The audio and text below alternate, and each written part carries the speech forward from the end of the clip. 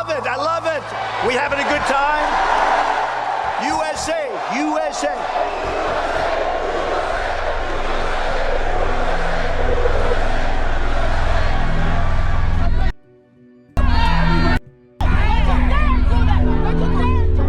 Knock the crap out of him, would you? Seriously.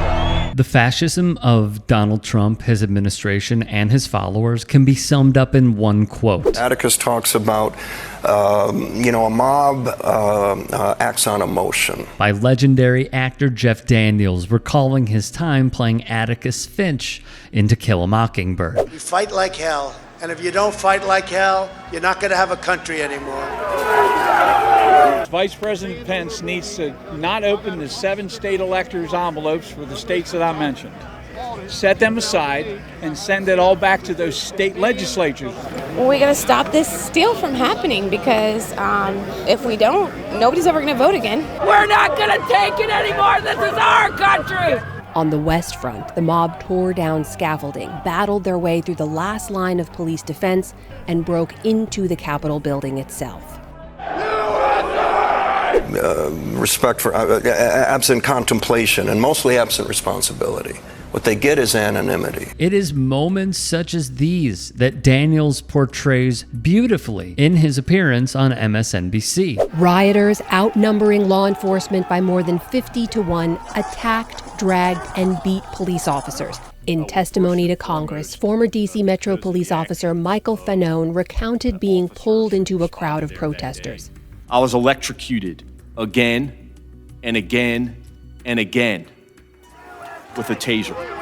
This is our capital! In total, nearly 150 police officers were injured on the day. A conscience can be exhausting. It'll keep you up at night.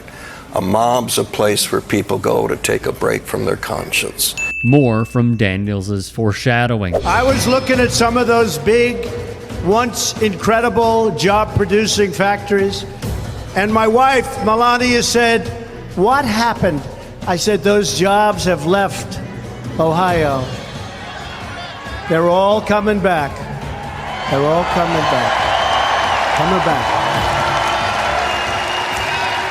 Don't move. Don't sell your house."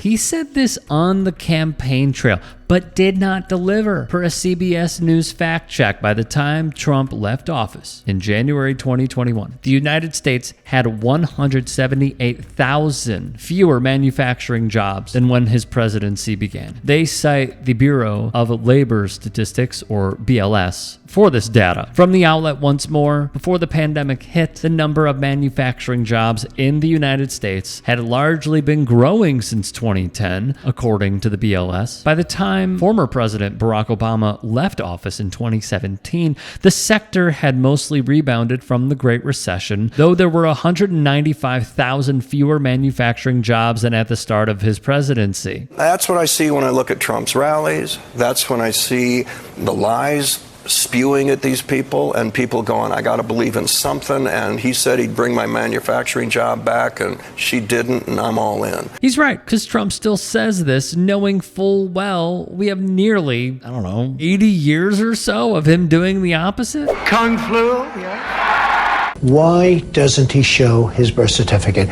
That could be a Mexican plane up there. They're getting ready to attack. Why do we want these people from, quote, all these whole countries here? Mr. Trump was referring to African nations and Haiti before suggesting the U.S. should have more people from places like Norway. They're bringing drugs.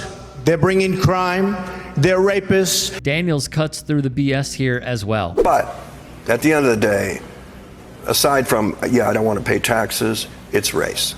It's race. This is about the Republican Party, or a wing of it, going, this is our last chance to save the party. And if we don't, it's the end of the Republican Party. And the only way they can do that was to tap the race button and say, go ahead, it's okay. And he did, and they did. And that was the only card they had left to play, and they played it.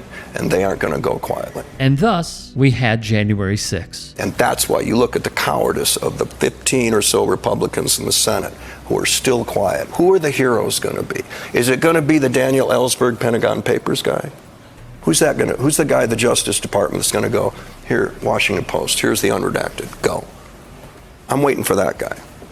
We're all waiting for that guy. We need people like that, and to look at Congress with all their politics going, well, if I do this, I can't do that.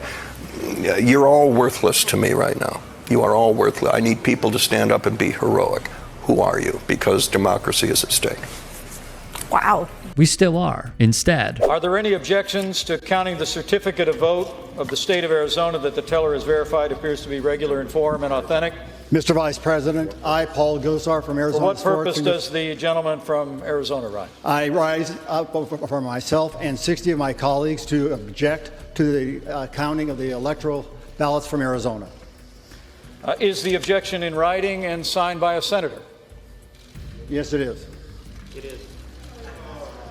this is what we have. Morally bankrupt individuals like Representative Paul Gosar of Arizona and Senator Rafael Ted Cruz of Texas, objecting to the election results of 2020 and trying to bring in a dictatorship to our country. There are no good guys on this side of the aisle because they fall in line to keep the legalized bribery going in the form of campaign contributions by the top 1% who benefit from having brainless stooges like these in office for extended periods of time. Hey, I appreciate you watching. Now, if you can, please do become a channel member by going to youtube.com/TYTsports and clicking the join button. If that's too much for you, you can just go to tyt.com/join to become a member. It helps all of us out here at the Young Turks and keeps our network afloat. In addition, you could follow me on my socials on Twitter, Instagram, and TikTok. Appreciate the love. Have a great day.